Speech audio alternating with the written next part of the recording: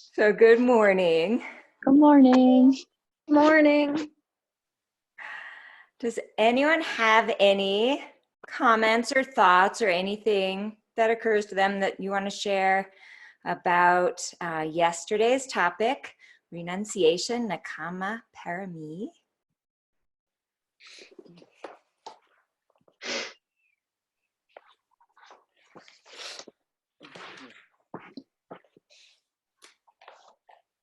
Okay, I'm going to mute you and then we'll move on.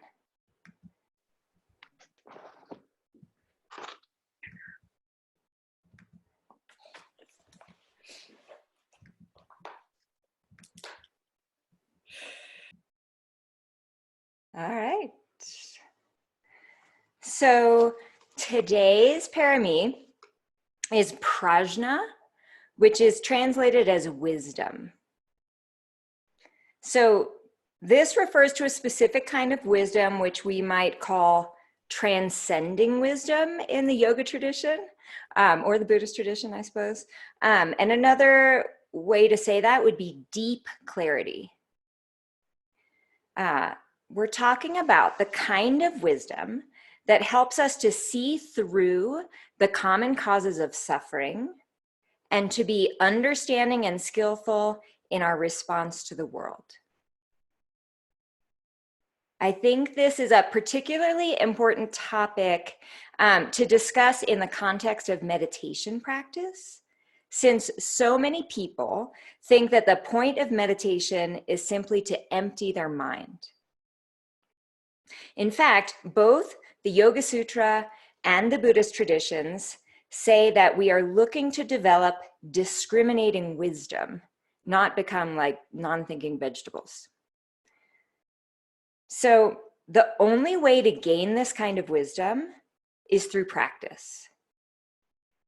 The Dhammapada says, wisdom arises from practice. Without practice, it is lost. Knowing these two ways of gain and loss, conduct yourself so that wisdom grows. And a nice metaphor for this is they say that when folks, for example, only read about meditation instead of actually practicing meditation, it's like reading the label on your prescription bottle instead of actually taking the pill inside. So nothing happens. You get informed, but that's not enough. So obviously what we're talking about here is more than just knowledge of facts, or else you could get it from reading the bottle. So through practice, we actually transform our being in such a way that wisdom develops. In the traditional teaching, there are 3 stages of prajna, of wisdom. The first stage is learning, which is picking up and assimilating ideas like we're doing right now. This could be done reading books, or listening to talks, or asking questions. This provides us with a cognitive understanding of conceptual theory that provides a framework for the development of wisdom. So it's like a foundation.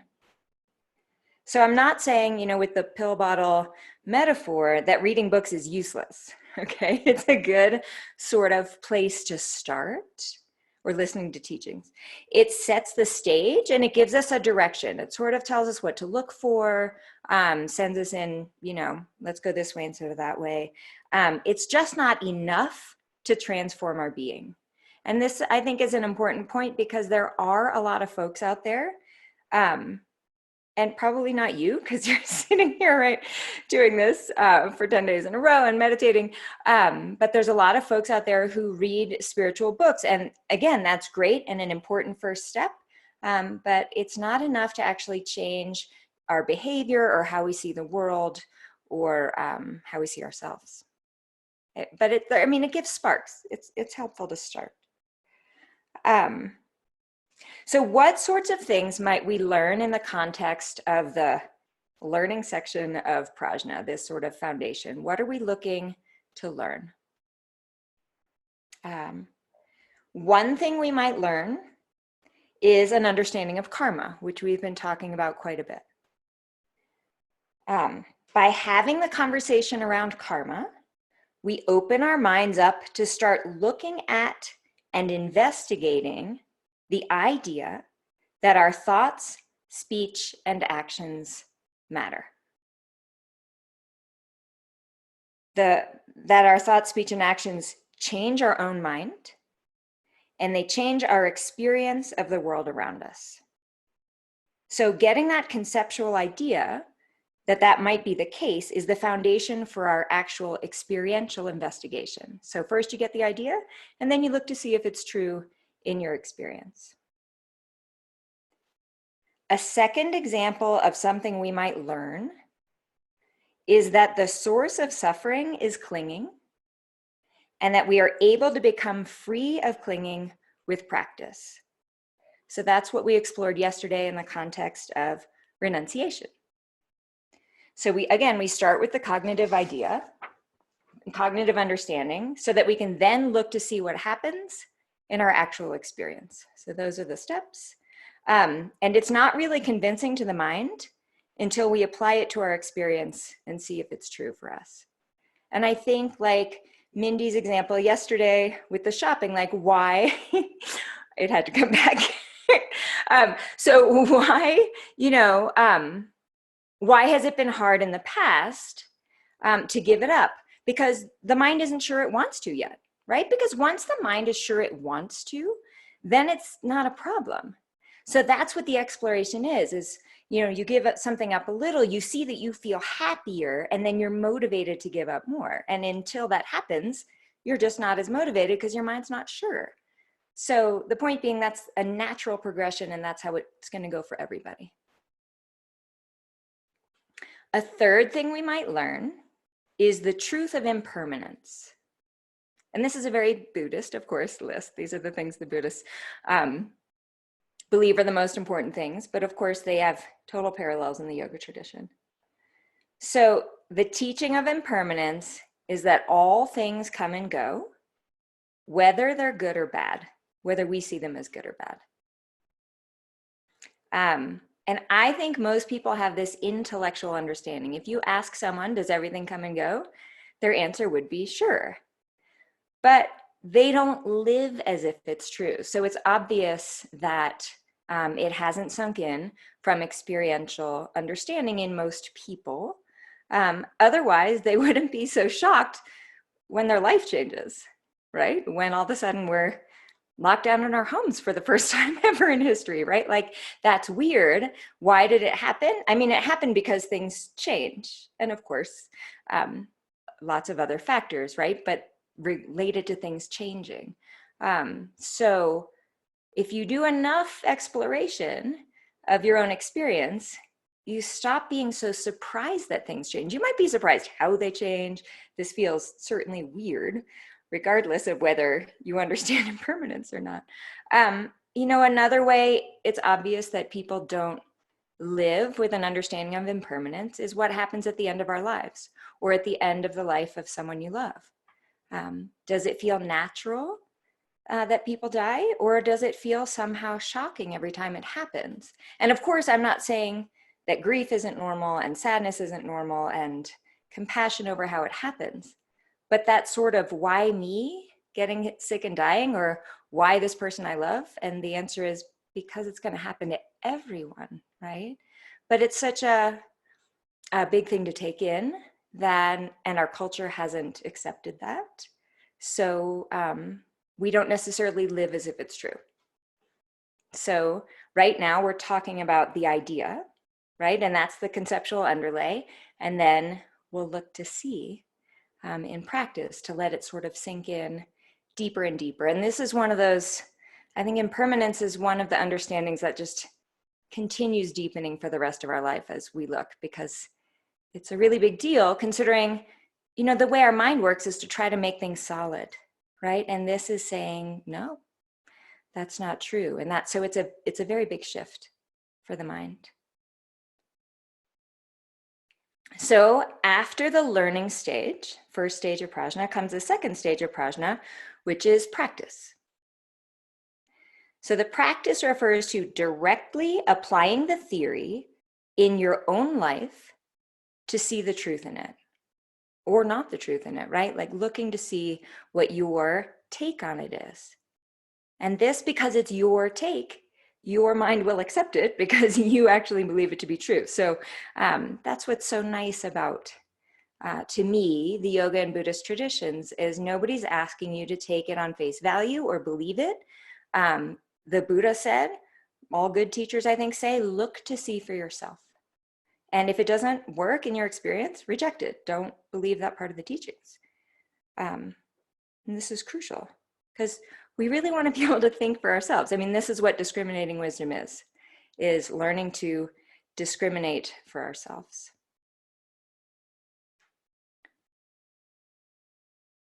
And only in experiencing things directly through practice will our mind change, will our actions change accordingly, and the causes of our own suffering will drop away through the process.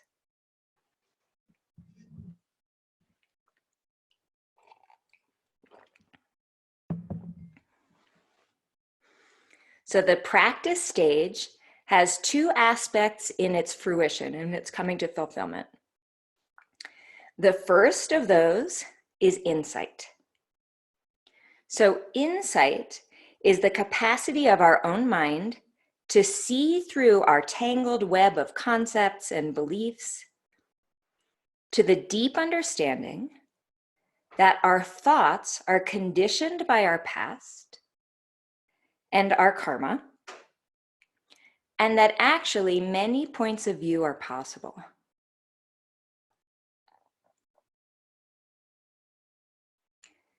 So this deep understanding that we can come to, that many points of view, in addition to the one that we had before, are possible, is not unrelated to experiencing emptiness, if you're familiar with that terminology. It's like seeing through the solidity of our opinions and our personal perspective to a more open and free experience. And I don't know if that sounds good to you or not good to you, right?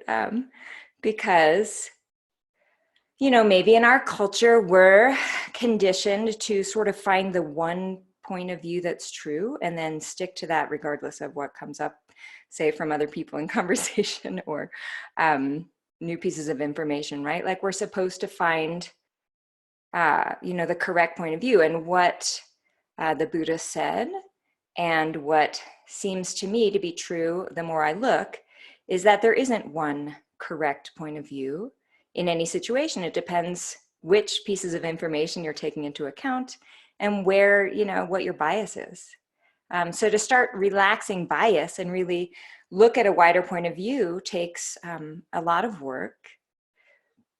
And I didn't want to get into the topic of ego at all these 10 days because that we could do a whole day on just breaking down what that means. But without thinking too much about that, I mean, if the process of yoga is, let's say, transcending the ego, not getting rid of it, ego isn't bad, but to not let that run our lives, our kind of personal point of view, that takes some softening and relaxing and acknowledging that other people's point of view probably comes from somewhere too. And there's no way to know if mine's right and yours is wrong. So more of a sense of understanding and compassion and freedom comes from there. So this insight is a true revelation, I would say, which is quite humbling, but incredibly freeing, and leads to deep peace and compassion. So this is insight, by the way, being used in a very specific way. I mean, the word insight, right, isn't that specific, but in the way it's being used in this tradition, we're talking about a specific insight. I think this insight is a little confusing, and it's why maybe these traditions, you know, the Buddhists say there's no self, and the yogis say find the self, and it turns out they're saying the same thing. And so this whole the choice of wording is very challenging here, but let's try to make it just more tangible So think about a daily experience where you're recalling an event with somebody else in your life. How often, when this happens, do you remember different aspects of an event from the other person? Probably always. Okay. Unless you've told the story together too many times, in which case then you've got it down to a rote story, but that's not the same thing as actual recall. So maybe you even have totally different memories of the same event, right? Happens to me all the time. Um, that's partly due to the fact that you had probably entirely different experiences at the time. Okay, that's one element. And then you also remember it differently according to how you're wired, meaning what your mind thinks is important based on how you were raised and the experiences of your life. So your mind is honing in on what's called saliency. So your mind decides out of all the things, it can't remember everything, it can't notice everything. So your mind is constantly deciding what's salient, what's important enough to notice and remember. And everyone else is doing the same thing. So that's why we notice different things at the time, and then we process the information differently, and then we remember it differently based on I'll call that how we're wired. But it involves quite a lot of influences. So it's not that nothing's happening. Sometimes when you read Buddhist texts anyway, it sounds like they're trying to say nothing's happening and you're making it all up. And that's not what I'm saying. It's not that nothing's happening. It is that we all process information differently. And therefore, there is no objective understanding of reality. There is no correct point of view because who knows what's happening as a whole? Nobody. We're all seeing it from our one side. And then the more you practice and relax and practice and relax and stop obsessing about your own faults and your own needs, and as you get less self-obsessed, you start to see more points of view. You start to understand why someone else says what they say or do what they do, because when you spend less time being self-obsessed, you have a lot more time and energy to notice things. And this happens during the whole path. So you don't have to wait. It's not like that starts 10 years into the path. I think you can start getting that pretty early on. And after the first time it happens, you think, whoa, like that person I thought was snubbing me is actually shy, for example. Like when the first time you see that happen, you realize, oh my God, all these things I've been taking personally had nothing to do with me. And you relax. And then that keeps going, and you see someone says something mean to you, and you realize that they must be having a bad day, or someone has said that exact sentence to them as a child. And all of a sudden, it's not personal, and you become compassionate instead of defensive. So that's the kind of understanding I'm talking about. And these just sort of cascade. You start having these understandings, and they become more and more powerful until you realize that the world isn't happening to me, it's happening to everyone.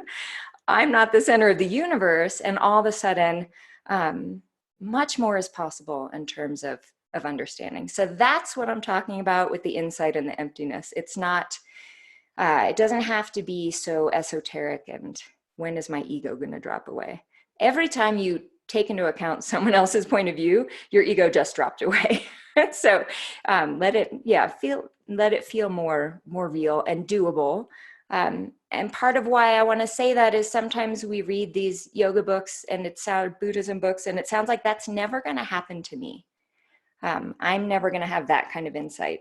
And I would argue you're having these insights all the time. And if you can notice and appreciate, they happen even more.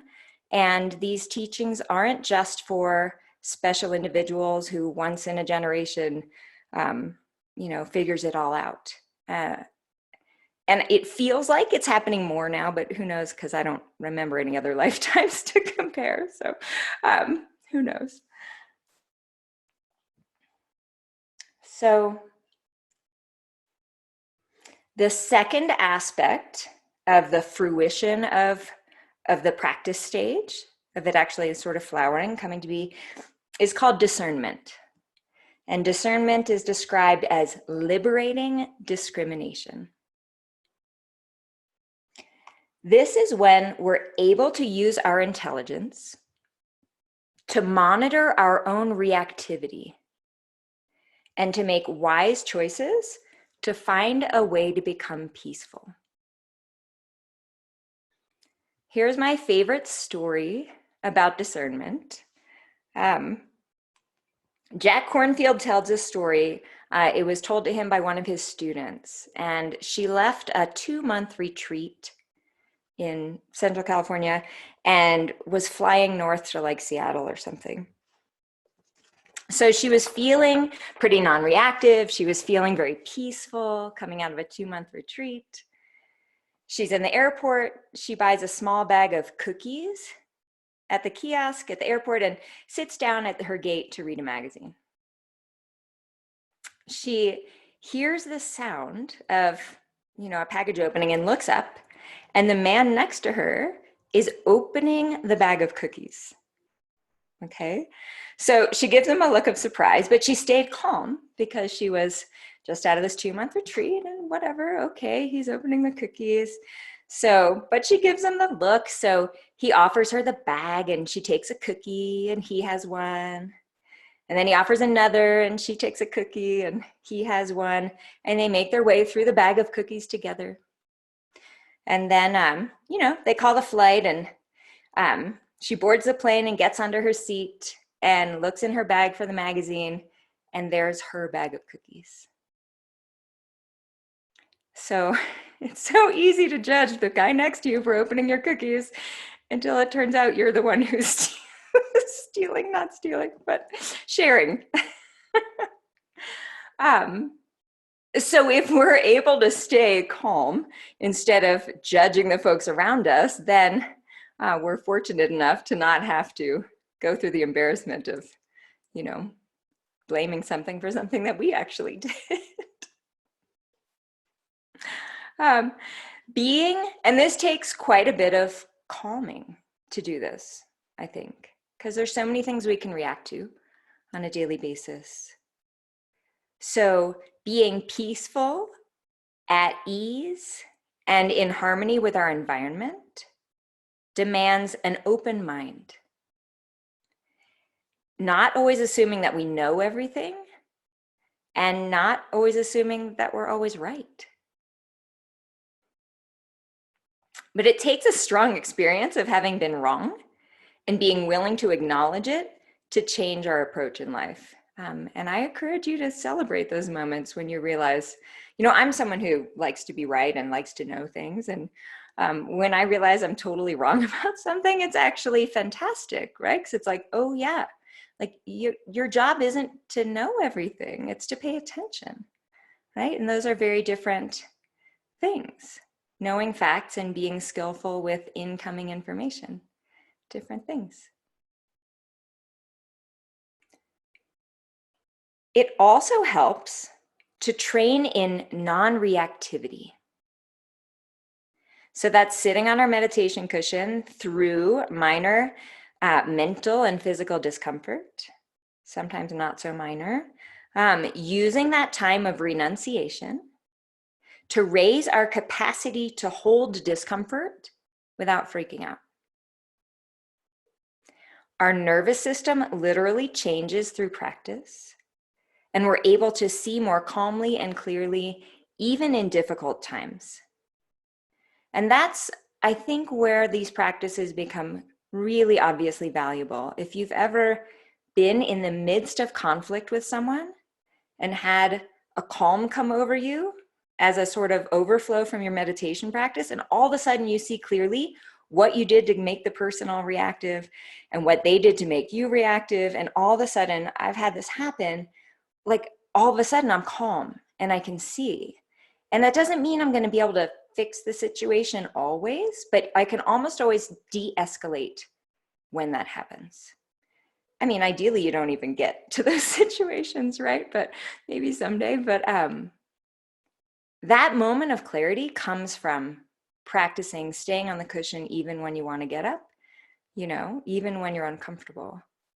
Because to remain clear and calm in discomfort is one of the most powerful and helpful things, skills that we can cultivate. It's really amazing because those are the times we actually need it, right? Not when nothing's going on. So going through this process of prajna, we begin with the presentation of concepts, and then we practice with them until we develop insight and discernment. The insight and discernment motivate more practice, which deepens and broadens our insight and discernment. And the process continues as long as we stay with it. The deeper we go, the more motivated we are to continue, and we experience the benefits in our daily life and our relationships. And it's important to understand that even if, you know, when you read books about awakening, it sounds like people have one experience and then that's it. They stay completely fixed for the rest of their lives in that new state. And yet that's not what anyone who's honest about the process talks about. So even people like Adyashanti who talk about being, say, enlightened instead of just realized, every day he's taking in experiences that grow his expression of his understanding and grow his understanding. So it's not static. We're not looking for one experience and then we become something else and stay fixed like that forever. Remember the impermanence, right? We just like these ideas, right? It sounds good. All I have to do is do that thing and then I'll be happy forever. And yeah, there's elements of truth in that, but that's not actually how anything works. It's all, you know, gradual, and then there'll be jumps, but constantly deepening and widening and understanding, as Rupert Spira would say. So the third aspect of prajna is realization. This is described by Ajahn Susito as a confident, clear, and peaceful knowing that stands outside of opinions, reactions, and biases, providing release from confusion and stress. Gil Fronsdal described realization as a mind that does not cling, unburdened by fear, ambition, and desire. A mind at peace with natural capacity for compassion. As the insight and discrimination settle deep into the mind itself is transformed into a state of clarity and peace, seeing through the causes of suffering and able to connect deeply with the world. Acharya Dhammapala wrote, "Wisdom has the characteristic of penetrating the real, specific nature of phenomena, like the penetration of an arrow shot by a skillful archer.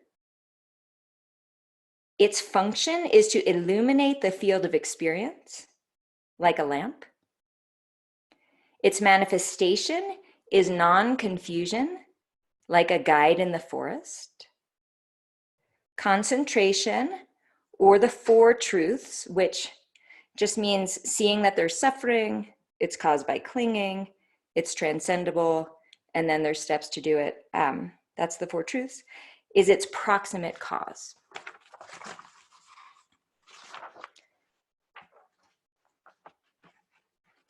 Sylvia Boorstein writes, "With practice, I trust that a growing ability to discern the possibilities for suffering and happiness as they arise in each moment of my life will keep me clear-minded and cause me to act with more wisdom." She continues to explain how practice works. She says, as we practice our mindfulness meditation, we discover that everything is always changing and that everything has multiple causes, most of which are beyond our control. We see that struggling to have things a certain way is both futile and painful, and we develop a mind with the habit of non-contentious, gentle, wise response. So we get some teachings or advice. We make an effort to check it out directly in our own experience, and we gain some degree of realization. This gives us confidence in the theory, so we apply it more, and our realization deepens and broadens. So how do we practice this for ourselves? So we'll start out, how about an inquiry into karma, cause and effect? Things we could investigate are what, and this is in the context of what we talked about yesterday, what is to my long-term benefit versus just a short-term gain? What is to my long-term benefit versus just a short-term gain?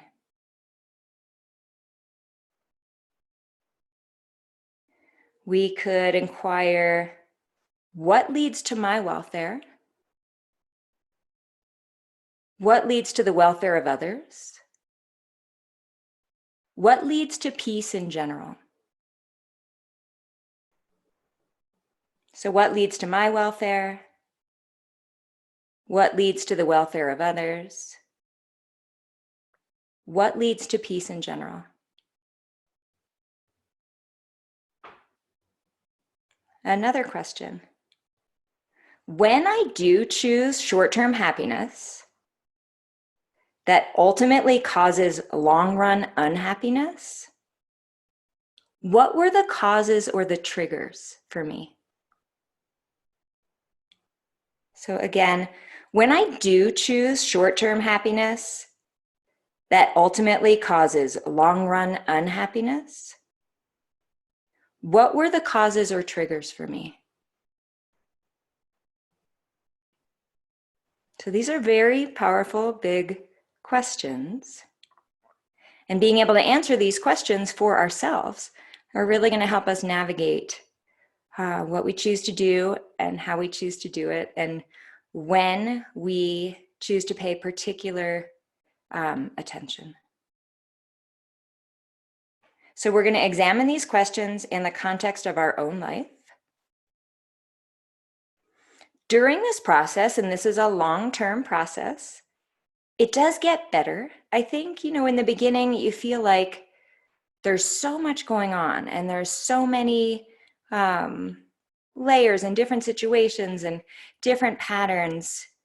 As it starts to unravel, you'll notice core patterns. Like we all have sort of core habits of behaving, and maybe something happened when we were young and we chose a way of acting and it worked when we were 4. When we were 6, right? And then we took on, because we didn't have a ton of choices at that age, we picked this way of doing it, it worked. And then we've dealt with that kind of situation the same way ever since. And now we're old enough to say, wait a minute, that was the best I could do when I was 8, but I could probably do better now and not run into these kinds of troubles or that kinds of conflict. So what I've found for myself is that over time, the more I do this, the more simple I see like my own patterns. That they come down to more of a few root issues rather than a whole lot of separate issues. And then you can gain confidence in that, because it's a lot easier, I think, than it seems in the beginning. In the beginning, it's all kind of bewildering. How do I end up in these conversations that go south? Or what am I enabling in other people? When do I cause harm in what situations? But I do think that over time, as you realize, it all kind of boils down to, I get insecure when someone says this. Or it all just boils down to, I don't feel empowered when someone does that. Or when I'm worried about my own self-esteem, I don't try. And whatever, we all have our own things. But once you kind of figure out what really triggers you, it all becomes a lot easier to see and actually more relaxing and less daunting. So it gets better, is my point. And it also gets more subtle, though. So the more that you do this, the more you're going to discover more subtle things. And what's important to remember is that they're subtle. So sometimes an advanced practitioner will backslide and do some behavior that they hadn't done in a while and feel like, oh, I'm not making any progress. But the fact is, you've just become more sensitive and you're used to having a certain level of behavior and interaction, and all of a sudden something didn't hit your new normal level, which is much higher than it used to be. So it's important to just kind of relax and take it one step at a time and appreciate the gains you make and appreciate the improvement in your life, so that it's not a way to judge ourselves or rank ourselves or prove how conscious we are. It's really to see improvement and delight in it, rejoice in it, and not expect it to always be perfect and linear, because none of this stuff is linear, fortunately or unfortunately. Okay.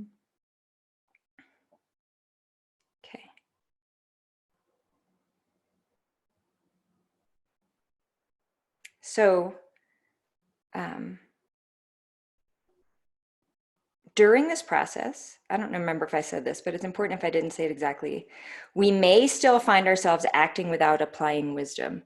So just because you're gaining wisdom doesn't mean every action that you do is going to be in accordance with the wisdom you've gained, because we're habitual creatures. So sometimes you find yourself saying this thing that you said you were never going to say anymore because you've always said it in those situations. And in that moment, relax, know that it's normal. Because even though we sometimes won't act in accordance with our wisdom, we will become less and less clueless in our day-to-day lives. That I guarantee. And as we become less and less clueless, the habits take longer to fall away than the understanding. The understanding comes first and it informs the actions, but the actions lag because the actions are habitual. So that's just know that it's normal. And as long as you're building the wisdom and paying attention, the actions will follow. Ajahn Susito writes, maybe we're trying to control a situation that can't be controlled, or resisting an uncomfortable feeling. When I realize I'm trying to push a river uphill or stop it flowing downhill, and that it's a waste of energy, that's a further budding of the lotus. So meditation causes us to develop our reflexive awareness, which is awareness about the process of our own mind. The calm that meditation creates is a platform for seeing clearly. We see our own suffering. We discern that the cause is some sort of craving. We let go of the craving and we experience peace. As we gain clarity about our own activities, the natural result is that we will act with more conscience and concern toward other people and creatures. When we understand our own suffering, we're more sympathetic to the suffering of others, and we see clearly what's happening for them. We don't take it so personally when they don't act in the way we might want them to, because we see they have their own complicated emotional experience, and they are going to make mistakes like we do. We naturally find ourselves doing good things because it feels good to us in a reliable and holistic way.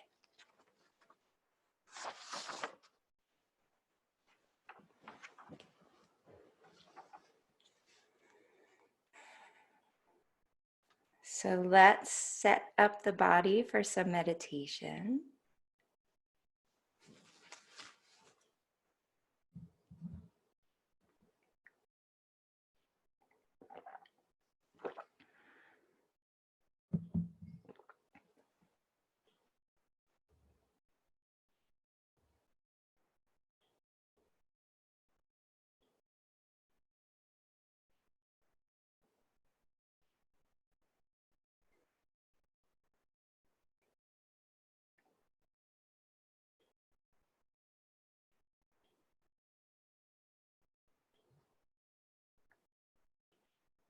So each day we'll begin with the body in the body.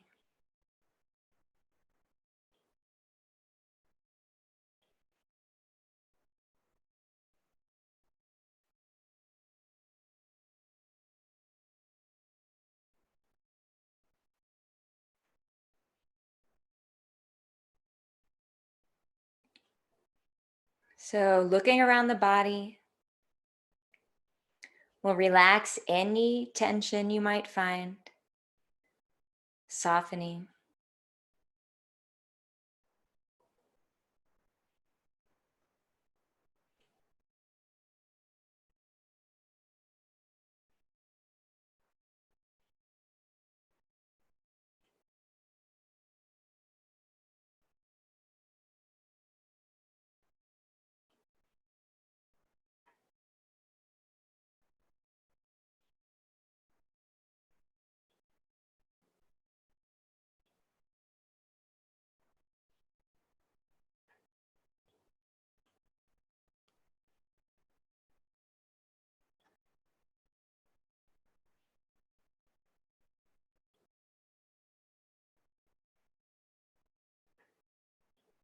Bringing your attention to the breathing, we'll let the breath be natural. So allowing the belly to be soft, releasing any control of the breath if it's there.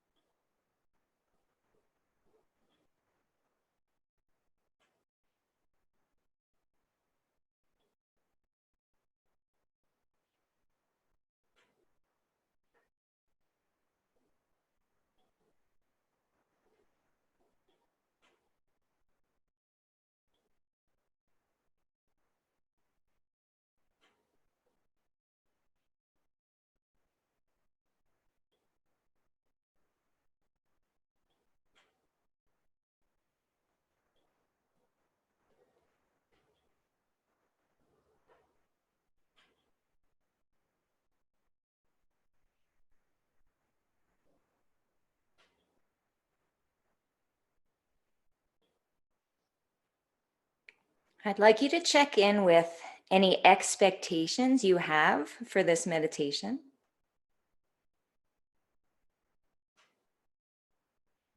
And to put them down, to let them go.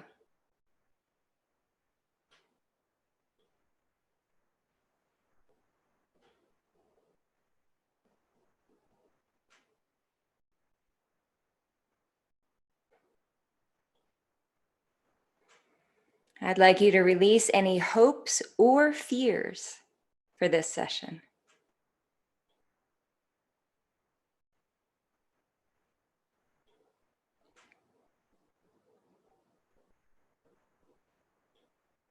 And as we put down expectations and hopes and fears, we might see directly that our own mindset can create either our suffering or our freedom.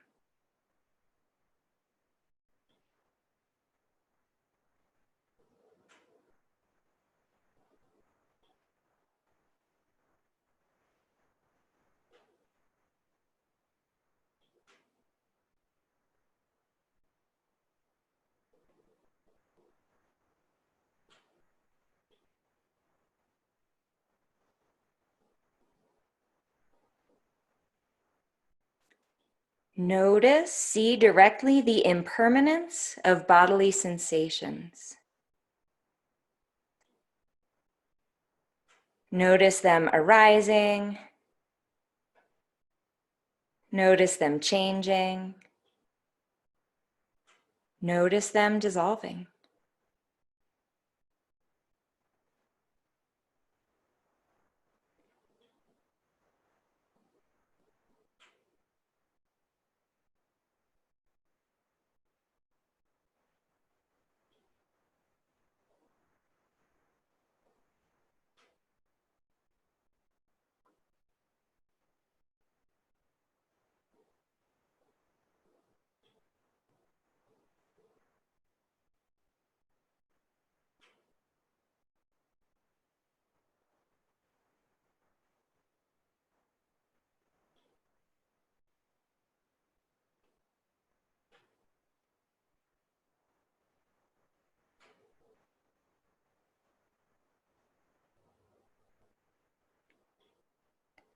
Observe any craving to move or scratch an itch or anything else without acting on them.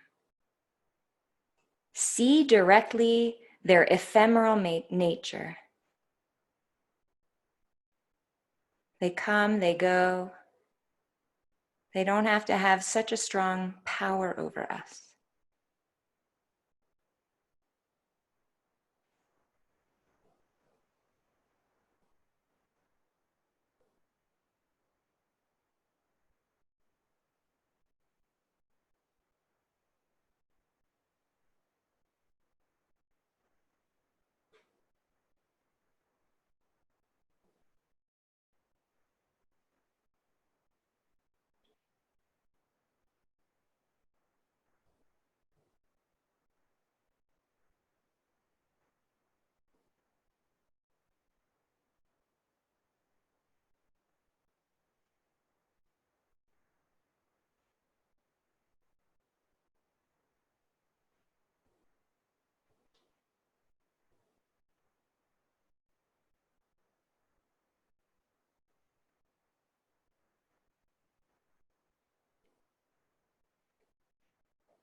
When thoughts arise, see that they are conditioned by infinite past thoughts and experiences. They're not yours. They're not you.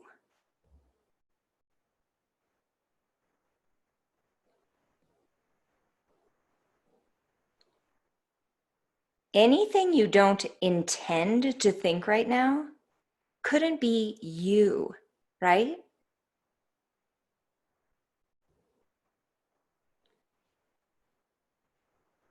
It's just arising out of mental habit that you were trained in long ago.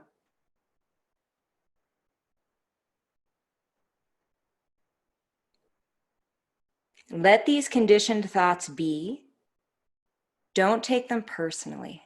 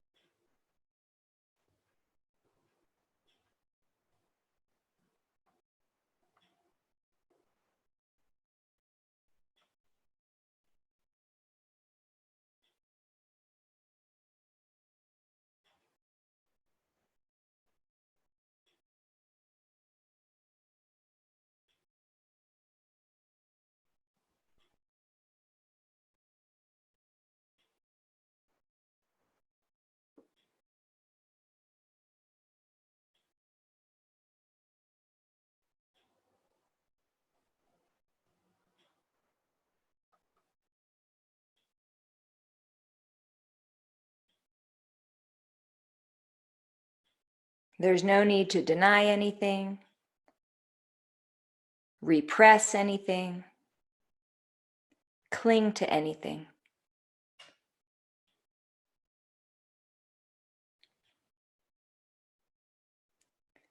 Allow your observing mind to simply acknowledge bodily sensations, sounds, or thoughts without attaching, without identifying.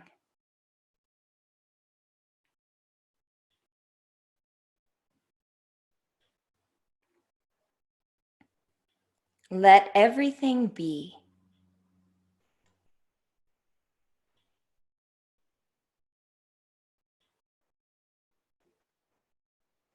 Allow the mind to be spacious and clear.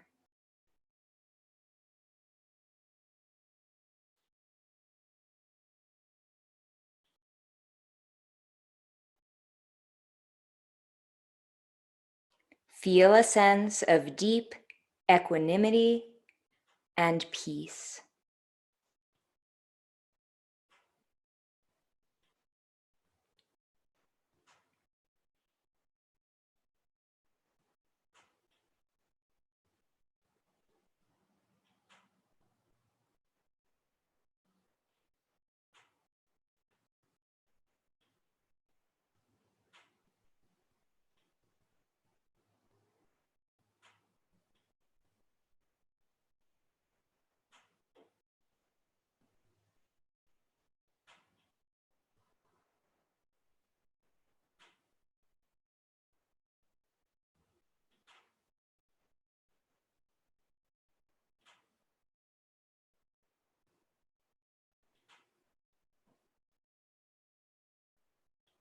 And then we'll slowly open our eyes.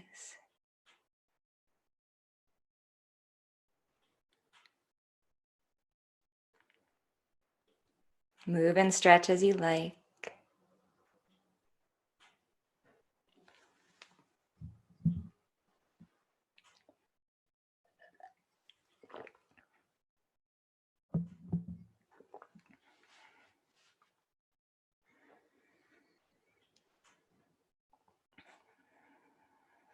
So the perfection of wisdom is like a ground for living. And in at least Tibetan Buddhism, they talk about these realizations as finding your first ground in life. And that before you find this, you're sort of scrambling for a place to land. So this is like a foundation to live from. Our deep understanding and clarity gives us firm footing for being in the world peaceful and connected. So your homework for the rest of the day is to work on wisdom, and maybe for today you choose impermanence because that's a nice thing to work on. But if you want to pick one of the other things we did, that's fine. But if you want to focus on impermanence today, this could be in your meditation if you're spending the day in meditation. It could be in your daily life if you're going about regular life. So you can notice your bodily sensations and see if they change. This especially helps if you get like a twinge or a pain somewhere, because what the mind will do is say, oh, that's that acting up. Your mind assumes it'll be that way for the rest of the day. You stress about it. And then you don't even notice that it only lasted 30 seconds and it's gone because your attention's gone somewhere else. I know this from personal experience. If you feel a twinge, notice it in a relaxed way, because tensing will make it last longer, but in a relaxed way, and see if it just passes. That could be anything in the body. And you can do the same thing with your moods. So if you notice a mood, good mood, bad mood, whatever, mental state, notice it, see how long it lasts. I mean, how long can you actually maintain anxiety or being unhappy about something? You actually can't, you can't maintain it very long, I guarantee you. If you don't notice, it feels like it's steady all day. But if you notice, it's intermittent and dispersed with all kinds of things like getting hungry or getting distracted or being happy about something in the middle of being mad, whatever it is. So looking to see, it's a huge relief to know that these things aren't steady, that they're changing all the time. I find that to be a huge relief. So gain confidence through your direct experience rather than just from the theory. All right, so I'm going to unmute us and see if anyone has anything to say.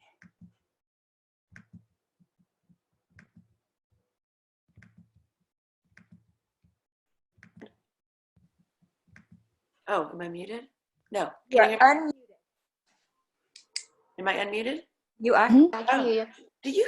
Can you maybe when you send out the recording or any other time have any readings that you could recommend that on the parami, just for like on the parami? Yeah, I'll send you I'll send you two choices. One is a little more academic and one is a little lighter. Okay. Yeah. Yeah. And the more academic one is a free PDF and the lighter one is a book. But paperback, inexpensive. Okay. Yeah. Mm-hmm. Anything else?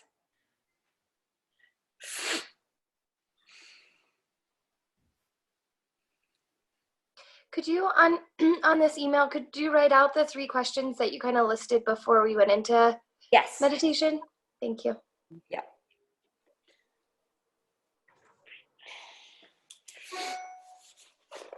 Okay. Have a wonderful day. Thank you.